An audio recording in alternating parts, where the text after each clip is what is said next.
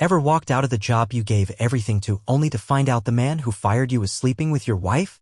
Yeah, that happened to me. And that was just the beginning. Name's Michael Callahan. I'm 46, lived in Kansas City my whole life. Senior account executive at a top financial firm downtown. Well, I was one until about 3:15 p.m. on a gray Tuesday in October. It started like any other day, coffee, reports, meetings. I was neck-deep in quarterly numbers when Julian Mercer, our shiny new VP of sales, poked his head into my office with that used car salesman smile. Got a sec. Now Julian had only been with us for 4 months. Came in all buzzwords and bravado. I trained him, fed him my data, helped him win over the clients I spent years building trust with. Honestly, I thought we were on the same side. I followed him down to HR like a lamb. I didn't see the knife coming. In the conference room sat our HR rep looking like she'd rather be anywhere else. Julian shut the door behind me and said the line I'll never forget. We're restructuring. Looking for hungrier talent. It's time for a new direction. 11 years. $13 million in annual client revenue. Gone. Just like that. I didn't yell. Didn't flip the table. I just nodded. Collected my things. Said goodbye to a few stunned coworkers. Walked out with my dignity still mostly intact. But I'll be honest, my hands didn't stop shaking for 2 hours. I built my life around that job. My marriage, my time, my identity, it all revolved around the belief that I was providing. That this was all for something. And Sloane? My wife of 18 years? She was weirdly calm when I told her. Didn't blink. Just said, you'll bounce back. Maybe this is for the best. She poured herself a glass of wine. Watched her phone light up with texts. And that's when I noticed it, her coat. Tossed across the back of the kitchen chair. Something sticking out of the pocket. A hotel key card. From the Marriott. Not just any Marriott, the same one our firm uses for conferences. That's when something cracked open inside me. I told myself to breathe. To sleep. That I was being paranoid. But that night, I couldn't. And by morning, I wasn't just a man who lost his job. I was a man who just realized he might have lost everything. You ever look at someone you love and realize they were helping someone else destroy you, in secret, piece by piece? Yeah, that's what I saw when I looked at my wife the next morning. I didn't sleep that night. Not even a minute. I just laid there next to Sloane, staring at the ceiling while she slept soundly like her world hadn't shifted. Like her husband hadn't just been blindsided, shoved out the back door of the company he helped build. She turned in her sleep around 3 a.m., murmuring something I couldn't make out, then reached over and rested her hand on my arm. And I just stared at it, wondering if it was guilt or instinct. That hotel key? It didn't leave my mind. I took a picture of it. Looked up the Marriott location. It was 5 blocks from my old office, the same one our firm used to host clients, meet vendors, wine and dine. I remembered a company conference back in July. Sloane said she was going to a wellness retreat. She even posted about it, sunsets, spa photos, vague affirmations. But now that I looked again, that spa she tagged? It wasn't in Colorado Springs like she said. It was in Kansas City, less than a mile from the Marriott. I didn't know what I was looking for yet, but I knew where to start. I called an old friend of mine, Ty Brennan. Used to be our IT security guy before he left for a startup in Austin. Quiet guy. Trusted him with a dozen sensitive audits back in the day. I told him what happened. I told him I had a weird feeling and I needed to see if there was anything off. Client data leaks. Unusual email activity. Anything. He hesitated but finally said, I can't dig too deep without breaking rules, Michael. But I'll see what I can find. That night, I went through Sloane's Instagram again. Scrolled through old posts, captions, likes. You ever go through someone's feed and suddenly see it with new eyes? Every caption about balance, every staged coffee cup, every cropped mirror selfie, it all felt like a code I didn't understand. A curated illusion. Then I noticed something I missed the first time. A comment. From Julian Mercer. Not recent, 6 months back. Just a single emoji under one of her posts, fire. And her reply? Only for the bold winking face. I stared at that for a long time. The next morning, Ty called. Said, you home? You need to see this in person. He didn't want to send anything over email. What he showed me. Email threads. Between Julian and someone named SC. Not long, not detailed, just a few lines here and there. But it was the tone. The timing. The suggestions. Make sure the transition is seamless. He won't see it coming. You've got this. He's already halfway out. SC. Sloane Callahan. She wasn't just cheating. She was helping Julian replace me. From inside my own damn house. The truth doesn't just show up out of nowhere. It leaves crumbs, whispers, little shifts you ignore until one day it all clicks and you can't unsee it. After Ty left, I just sat at the kitchen table. Laptop open. Emails pulled up. The morning sun bleeding through the blinds, painting stripes across my hands as they trembled over the keyboard. RM. She had used her initials. Like she was being discreet. Like she was clever. But the more I stared at those messages, the more I realized the signs had always been there. Not in grand gestures, no lipstick on a collar, no strange perfume, no cliché scenes from a soap opera. No. Sloane was smarter than that. It was in the small stuff. The way she stopped asking about my day. How she used to light up when I got home late as if my exhaustion was a gift, a chance for her to disappear into her phone without questions. Or how she suddenly had wellness retreats and content trips every other month. Always just far enough away that I couldn't drop in. Then there were her new friendships. Influencers I'd never heard of. PR reps from New York. All of them with teeth-whitened smiles and captions that read like ad copy. They'd tag her in stories I wasn't in. Laugh about inside jokes I never understood. She started sleeping with her phone under her pillow. At first, I thought it was just habit. Then I caught the screen lighting up at 1:43 a.m. one night. She rolled over, checked it, smiled, and went back to sleep. I didn't ask then. But now? Now I knew. I started connecting dots. Back in February, Julian had landed a huge client, one that I'd been courting for over a year. I remember how confused I was. I hadn't even submitted a proposal yet, but somehow he'd walked into that meeting already knowing the client's exact pain points. Their budget range. Their internal politics. At the time, I told myself, maybe he's just that good. But now? I knew better. Sloane had been feeding him my work. My strategy. Probably even forwarded the proposal drafts off my personal laptop. She was positioning him to succeed not because she believed in him, but because it would cost me everything. And the worst part? She did it with a smile. With her hand on my shoulder. With a kiss on the cheek every night before bed.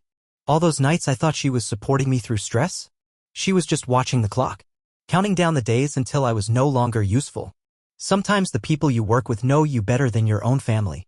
And when everything else falls apart, they're the ones who deserve the truth first. I sat in my truck outside our house for what felt like an hour, gripping the steering wheel like it was the only thing keeping me from falling apart. I had built a career most guys only dream about. Not flashy, not public, but solid. Honest. My name meant something in the finance world, especially in Kansas City. 11 years.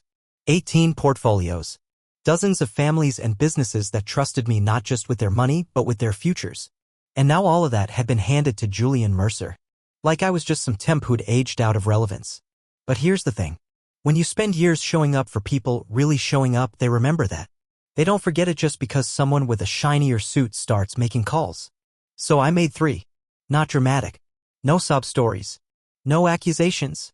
I called Carlos Mendez first. Longtime client. Runs a third-generation logistics company. I told him calm and simple that I was no longer with the firm. He didn't ask why. He just said, "Where are you going next?" Then I called Grace and Harris Whitemore, retired couple managed over $3.5 million in combined assets. I didn't even get past, "Hey, it's Michael." Grace cut in. "We heard. Tell us where to transfer." I was stunned. "Wait, already?" She laughed. "You think Julian called us?" He sent some intern. Couldn't even pronounce our last name. The third call was the hardest. Jay Kim. Tech startup guy, sharp, young, skeptical of everything. I figured he'd stay loyal to the brand. But when I told him, he went quiet for a second, then said, "You know what that tells me, Michael?" "What?" "That you've got nothing to hide." Then he added, "Keep me posted." That's when I realized something. Sloane and Julian had been playing a game of smoke and mirrors. They thought the job was the power. But they forgot the power wasn't in the title. It was in the trust. And that? You can't fake. You think betrayal is about love? It's not. It's about leverage. And I was starting to see just how much of Sloane's world had been built on mine. That night, Sloane came home from a branding event. Hair done, nails fresh, red lipstick so perfect it looked painted on. She breezed into the house like nothing had happened, shopping bags in one hand, her phone glued to the other. Talking to someone about a podcast appearance. Something about a new sponsor partnership with an energy drink she didn't even like but looked good in the photos. She saw me sitting at the table and barely blinked. "Hey," she said, setting down her bags. "I'm starving. Did you eat?" I just stared at her. She didn't notice. Or pretended not to. Instead, she pulled a takeout container from her tote, something trendy and organic, and sat across from me. Her phone buzzed again. She glanced at it, smiled, and typed something quick. Probably to Julian. I watched her carefully. The way she moved, talked, presented herself. And it hit me, this whole wellness influencer thing? It wasn't just a side hustle. It was her identity now. And it was built entirely on the image of our life together. My name, my career, our house, our vacations. She posted about being a grounded wife with a brilliant husband while quietly helping that same husband get fired. She leveraged my career for credibility, used my contacts to host workshops, got into charity events because of the firm's name on the invite list. Every time she smiled in front of a camera and thanked the people behind her success, she meant me. She just never had the guts to say it. I realized that night she didn't just cheat on me with another man. She used me as scaffolding for a life she never intended to keep. And now that she thought I was out of the way, she figured she could keep the frame and swap out the foundation. Only one problem. The people she was banking on? They weren't loyal to the image. They were loyal to the man behind it. You don't always need to scream to make noise. Sometimes all it takes is 3 quiet conversations to start an earthquake. I didn't sleep again that night. But this time it wasn't from anger. It was strategy. Because here's the thing about people like Julian and Sloan, they don't expect silence. They expect chaos. Rage. A scene they can spin to their advantage. They were counting on me to blow up. So I didn't.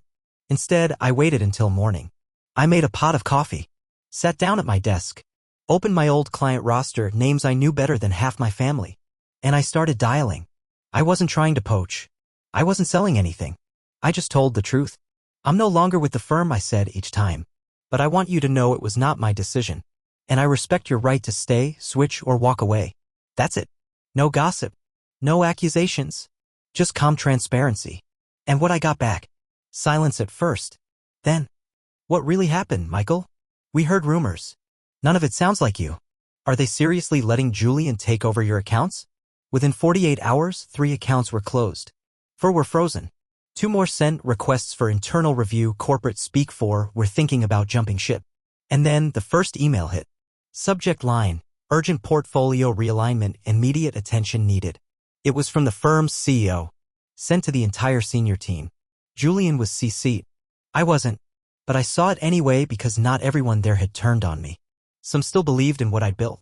One of them forwarded it to my personal inbox with a single line. You shook the tree. By Friday, Julian had called 2 of the clients I'd spoken to. He tried charm. He tried guilt. They weren't buying. Because Julian didn't know the backstories. The kids' birthdays. The divorces I'd coached them through. The phone calls I'd taken at midnight when the Tayat crashed. To him, they were numbers. To me, they were people. Sloan and Julian had made one fatal mistake. They thought I was replaceable. But trust? You can't just inherit that. You earn it. Every single day. People like Sloan don't panic when they lie. They panic when they lose control. And nothing rattled her more than the moment she realized I was no longer playing her game. It started small. A few sideways glances across the kitchen. A pause when she walked into the room and saw me on the phone. A little longer scrolling through her texts when she thought I wasn't looking. She knew something was shifting. But she didn't know what. She asked one night casually, "You doing okay?" I nodded. Better than I've felt in years. That caught her off guard. She stared at me a second too long, like she was trying to read the fine print in my tone. She wasn't used to me being still. Sloan thrived on imbalance, on rushing, noise, distraction. When things were quiet, she got twitchy. Like silence was a language she never bothered to learn. I had been a predictable man for 17 years. Routine. Reliable. Easy to dismiss. But now? I was calm. Cold even. And she didn't know what to do with that. The morning I left the house, I didn't pack a suitcase. I didn't slam the door. I just took a call from a recruiter I'd been talking to on the side. A new firm. Smaller. Nimbler. Run by people who knew who I was and what I could do. They offered me a role with full autonomy. Profit sharing. And the one thing I hadn't felt in years, respect. I said yes. I walked into the kitchen as Sloan was setting down her green juice. Phone tucked under one arm, mid-scroll. I won't be home tonight, I said calmly. I'll be moving out this week. She blinked. What? I repeated it. No anger. No theatrics. Just a man who had already decided. You're just leaving? She actually laughed, like she couldn't believe I was serious. I shrugged. You made your choices, Sloane. I'm making mine. She opened her mouth, probably to spin, deflect, accuse. But I didn't stick around to hear it. Because when a man walks away on his own terms, without begging, without breaking, that's not just closure. That's power. And it scared the hell out of her. You can steal a man's title, try to steal his clients, even lie your way into his chair. But in the end, the Tayat doesn't lie. Picks the one who shows up when it counts. The first Monday at the new firm felt like stepping onto a different planet.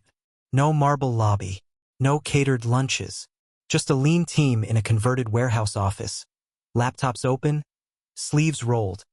Numbers on whiteboards like battle plans. And in the middle of it, me, Michael Callahan. No longer senior account executive. Just Michael. But the thing is, titles don't close deals. Trust does.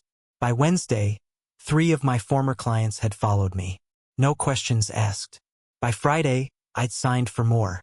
One of them told me flat out, I didn't care what company name was on the door. I care that you pick up the phone. The firm's founder, Malik Price, called me into his office that afternoon. He pointed to the new contracts on the desk and said, You're not just a hire anymore, Michael. You're a partner. My throat tightened. 9 years at the old firm. Not once had I been invited to the equity table. But here, after 5 days, I wasn't just welcomed, I was wanted. Meanwhile, back at my old company, things were unraveling. Julian had tried to consolidate my accounts. Clients pushed back. He tried charm, then discounts, then pressure. None of it worked, because he was trying to sell results without the relationship. Sloane had fed him the playbook, sure. But she forgot something critical.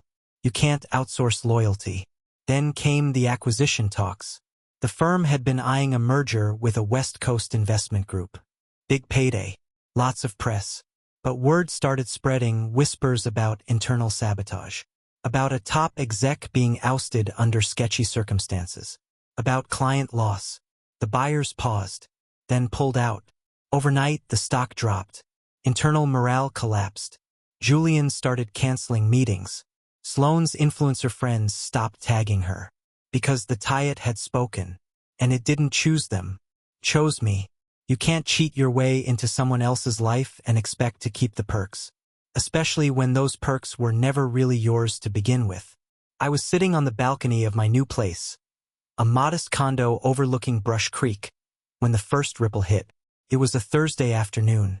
I was sipping coffee, answering emails, watching the sun start to dip below the rooftops, when my phone buzzed. Text from Grace Whitemore. Did you see this? Attached was a screenshot. A Facebook post from one of those inner circle socialites Sloane used to tag religiously.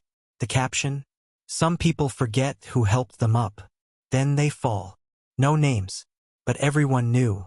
Sloane wasn't just losing friends. She was being erased. Turns out, her entire social currency had been tied to my job, our marriage, the illusion of being the wife of a financial powerhouse. Now, she was just another woman with a ring light and no story to tell. And people noticed. The invites stopped. The brand collabs dried up. A wellness company dropped her without warning, citing alignment issues. She started posting less, no more yoga poses, no beachy quotes about strength and femininity.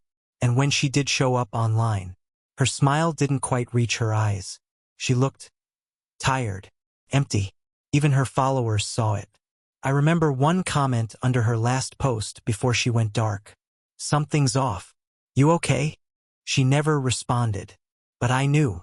Because when your whole identity is built on someone else's foundation, and that foundation walks away, you don't just lose status. You lose self.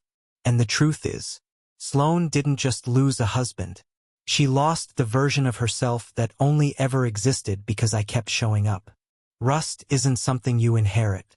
It's not in the title on your office door or the size of your LinkedIn banner. You earn it or you lose it. Fast. Julian Mercer thought he could wear my skin. He dressed like me, used my phrases in meetings, even quoted one of my client lines during a seminar like no one would notice. But people noticed. Because when Julian spoke, there was no weight behind it. No real-world wins, no late-night emails, no personal follow-ups after a tie-it dip. He thought managing portfolios was about formulas and projections. What he didn't understand. It was about people. You don't manage money, you manage fear. Hope. Timing. Trust. And that doesn't live in spreadsheets. It lives in calls you take at 9 p.m. because a client's panicking about their kid's college fund. It lives in being honest when you don't know the answer and getting it fast when you say you will. That's what Julian didn't get. And it showed. By mid-month, 6 more accounts had walked. Quietly. No drama. Just a slow bleed that even the board couldn't plug. Julian tried shifting blame, claimed the tie-it was soft, claimed my exit destabilized expectations. But internally, everyone knew. He hadn't built anything. He'd inherited a house and tried to pass it off as his own. Problem is, when the pipes burst, people want the builder, not the squatter. One of my former associates, someone I mentored, called me after a client presentation. Julian fumbled. You trained him with a silver spoon, she said. He brought plastic. That line stayed with me. Because it was never about being flashy. Never about flashcards and ego. It was about showing up. Julian may have taken my chair. But he never had the spine to hold it. There's nothing more dangerous than a man you counted out, especially when he never needed applause to begin with. There's this quiet kind of revenge most people never talk about. It doesn't look like shouting matches or courtroom drama. It doesn't come with broken windows or angry voicemails. It looks like success. Steady, calm, undeniable success. While Julian scrambled to keep clients from walking out the door and Sloane clung to a social life that was quietly cutting her loose, I was building again. From the ground up. My new office was small, tucked inside a renovated loft with exposed brick and a view of the skyline. We didn't have a fancy lobby. No receptionist greeting clients with branded mints. But we had results. By quarter's end, I had recovered 75% of my old book of business. Not because I begged. Not because I made a scene. Because I told the truth. Delivered. Followed through. Clients talk. And in the financial world, word travels fast. By the end of the fiscal year, 3 former competitors had reached out asking if I was open to partnerships. I wasn't even looking, but suddenly I had leverage. All because I kept my head down while they tried to replace me with noise. And the best part? I didn't have to say a word. My work said everything. Meanwhile, Julian started missing board meetings. Sent his assistant instead. Rumors floated about stress leave, about internal reviews. One report said questionable decision-making under duress. Another mentioned loss of high-value accounts traced to poor retention strategies. Translation? He broke what he never understood. And as for Sloane? She finally messaged me. 6 words. We should talk. Just once. Please. I didn't answer. Because what would I say? She tried to erase me. But I never needed the spotlight. I was the structure. And now? I was the storm they couldn't predict. It was almost poetic, really. I hadn't seen Sloane in over 6 months. Not since the day I walked out with nothing but a bag, a quiet head, and a full heart. But one Tuesday night, long after the sun had dipped behind the Kansas City skyline, my phone buzzed with a number I almost didn't recognize. Blocked. I let it go to voicemail. A minute later, a text popped up from an unknown number. Michael. I messed up. Please talk to me. Then another. He's gone. He left. Everything's gone. She didn't have to say who he was. I already knew. Julian Mercer. Mr. Strategic. Mr. Hungry Talent. The man who fired me out of a job I bled for, who slid into my wife's life like he belonged there. Gone. I heard through the grapevine he'd been ousted in a closed-door executive vote. One too many blown deals, too many disappearing clients. The acquisition that never happened? The board pinned it on him. Sloane had picked a man with momentum, not substance. And when the ride ended, he jumped off before the crash. And now there she was. Alone. Reaching out. Crying into a digital void. Funny how betrayal always feels like strength when you've got backup. But the moment the house of cards folds? You remember who built it in the first place. She left me for a man she thought could offer more. Now she was sitting in the ashes of a future built on someone else's effort, sending late-night texts to the man who made her life stable in the first place. I never replied. Not because I hated her, but because healing sometimes means never reopening the wound. The most satisfying revenge isn't loud. It's not explosive. It's living a life so steady, so grounded, that the people who tried to ruin you can't even find the door back in.